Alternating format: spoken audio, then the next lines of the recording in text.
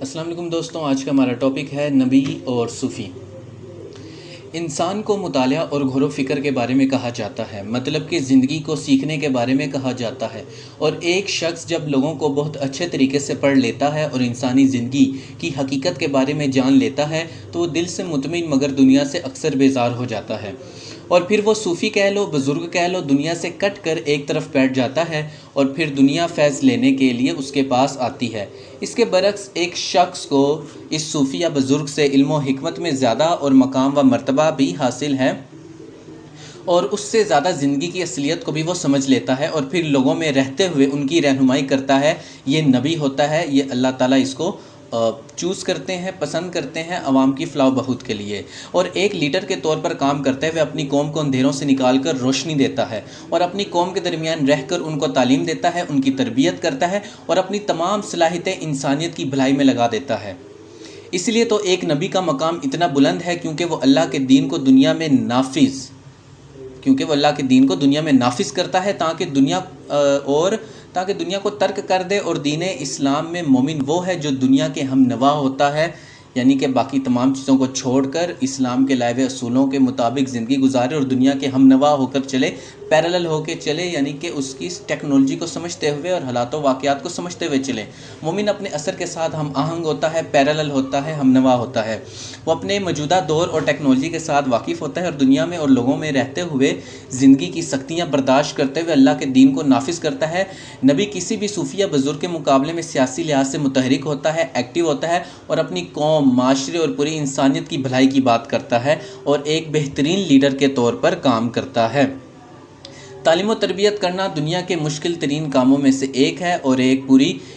پوری قوم کو دنیا کے سامنے لا کھڑا کرنا اور ان کو زندگی کے ہر اصول اور زندگی اور ہر لمحے کی رہنمائی دینا، یہ کوئی آسان کام نہیں ہے۔ ایک اللہ رب العزت کا نبی کئی صوفی اور بزرگ تیار کر سکتا ہے، مگر یہی لاکھوں صوفی ایک نبی تیار نہیں کر سکتے۔ ہمارا دین اسلام ایک عملی مذہب ہے، یعنی کہ پریکٹیکل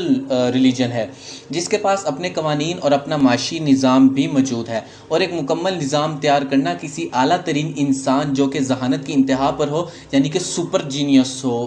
بہت زیادہ سپر انٹیلیجنٹ ہو، ہی کر سکتا ہے۔ مومن ہمیشہ اپنے موجودہ دور سے آگاہ ہوتا ہے اور اپنے آپ کو اس دور کے لحاظ سے تیار رکھتا ہے، اس کو صرف اللہ کا ڈر ہوتا ہے۔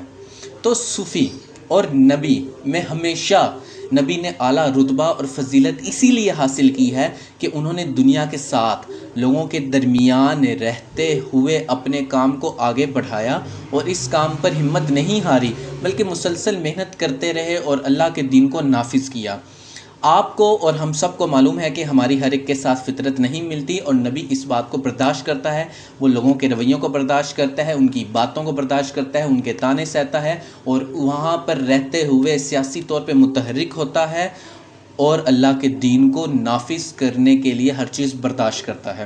آپ محمد مصطفیٰ صلی اللہ علیہ وسلم، سید دو جہاں، میری آنکھوں کی ٹھنڈک، آپ صلی اللہ علیہ وسلم نے بھی ایک ایسی قوم کو سپر پاور بنایا جو کہ رومی، یونانی اور ایرانی، جنہیں جاہل، اجڑ، گوار اور گو کا گوشت کھانے والے عربی بدو کہتے تھے، اور پھر یہ ایک نبی آپ محمد صلی اللہ علیہ وسلم کی تعلیمات ہی تھیں کہ ان عربوں نے 70 سے 80 لاکھ مربع میل پر اپنی حکومت قائم کی، اور پھر اس کے بعد عثمانی آئے اور 3 بر اعظموں پر آپ صلی اللہ علیہ وسلم کی تعلیمات پر عمل کرتے ہوئے حکومت کرتے رہے، اور جب غافل ہوئے تو برباد ہوئے۔ خیر، ایک صوفی اور نبی دونوں محترم ہیں، مگر لاکھوں صوفی بھی ایک صحابی کے برابر نہیں تو نبی کے برابر کیسے ہو سکتے ہیں؟ اللہ مجھ کو آپ صلی اللہ علیہ وسلم کا غلام بنائے، آمین۔ تو یہ سب کچھ پوسیبل ہوتا ہے گڈ ایجوکیشن اینڈ ٹریننگ سے۔ نبی اپنی قوم کو ایجوکیٹ کرتا ہے اور ٹرین کرتا ہے، یعنی کہ سب سے پہلے ان کو تعلیم دیتا ہے اور پھر اس تعلیم کو کس طرح زندگی پر لاگو کرتے ہیں اس کی ٹریننگ دیتا ہے۔